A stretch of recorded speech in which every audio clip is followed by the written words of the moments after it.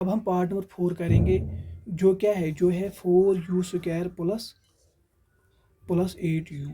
ठीक है, ये पार्ट नंबर 4 है। आपको पता है यहाँ पे को कितने टर्म्स है, ओनली 2 टर्म्स है, यहाँ पे मिडल टर्म सेपरेट नहीं करनी है।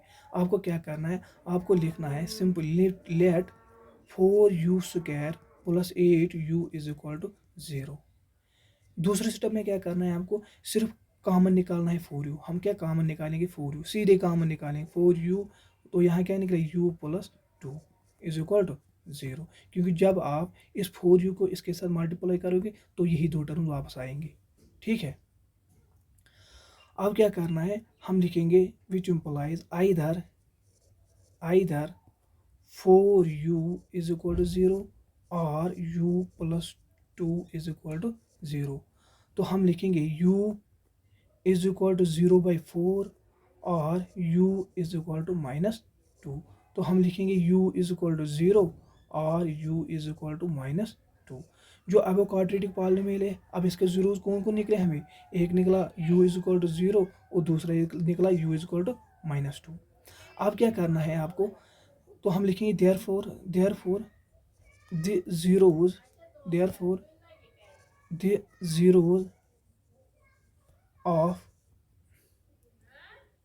4u² plus 8u are 0 and -2। ठीक है, अब क्या करना है, नाउ सम ऑफ जीरोज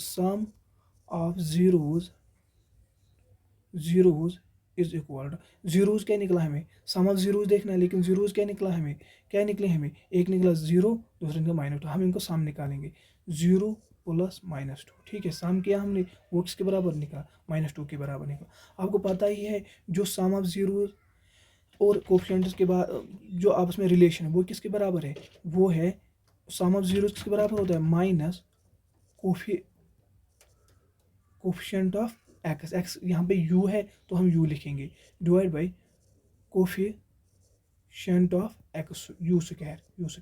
अब क्या करना है हमें, अब हमें इसको वेरीफाई करना है पॉलिनोमियल में, जो आप पॉलिनोमियल है उसमें वेरीफाई करना है हमें, क्या ये -2 के बराबर आता है कि नहीं आता है। अगर हम वेरीफाई करेंगे, जो क्वाड्रेटिक पॉलिनोमियल है वो क्या है, 4u² plus 8u, 4u² plus 8u। अब हम क्या करेंगे, इसको वेरीफाई करेंगे, कहाँ से वेरीफाई करेंगे, इस क्वाड्रेटिक पॉलिनोमियल से वेरीफाई करेंगे। तो अगर हम देखेंगे माइनस फार्मूला क्या है, माइनस कोफिशिएंट ऑफ यू क्या है, माइनस कोफिशिएंट ऑफ मतलब कोफिशिएंट ऑफ यू क्या है, वो 8 है तो हम 8 लिखेंगे, divide by coefficient of u² क्या है, वो 4 है तो 4 लिखेंगे, -8/4 आए, 4 1 4 4 2 8, तो वैल्यू क्या है, -2। इसका मतलब जब हमने वेरीफाई किया सम ऑफ जीरो से, जब हमने यहाँ से वेरीफाई किया कि क्वाड्रेटिक पॉलिनोमियल से वेरीफाई किया, तो हमें क्या वैल्यू आया, -2 वैल्यू आया। अब क्या करना है, एंड प्रोडक्ट ऑफ जीरोज,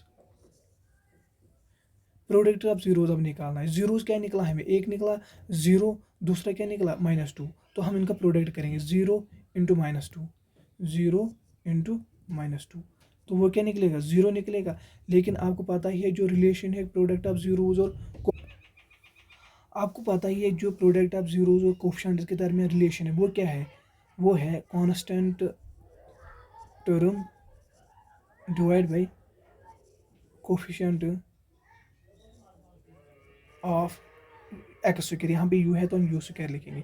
अब क्या करना है, आपको अभी वेरीफाई करना है, कहाँ से वेरीफाई करना है, ऊपर जो क्वाड्रेटिक पॉलिनोमियल है उससे वेरीफाई करना है। तो हम लिखेंगे 4u² प्लस 8u है पॉलिनोमियल, हम ये वेरीफाई करेंगे, कहाँ से वेरीफाई करेंगे, यहाँ से वेरीफाई करेंगे। हम देखें क्वाड्रेटिक जो कांस्टेंट टर्म है, कांस्टेंट टर्म है कुछ भी नहीं है यहाँ पे कांस्टेंट टर्म, इसका मतलब जो कांस्टेंट टर्म है वो 0 है, 0 divide by coefficient of u² क्या है, कोफिशिएंट ऑफ u² 4 है। आपको पता है 0/4 क्या होता है, 0। इसका मतलब जब हमने ये वेरीफाई किया इस क्वाड्रेटिक पॉलिनोमियल से, तो हमारा वैल्यू बराबर क्या आया, 0 आया। ठीक है।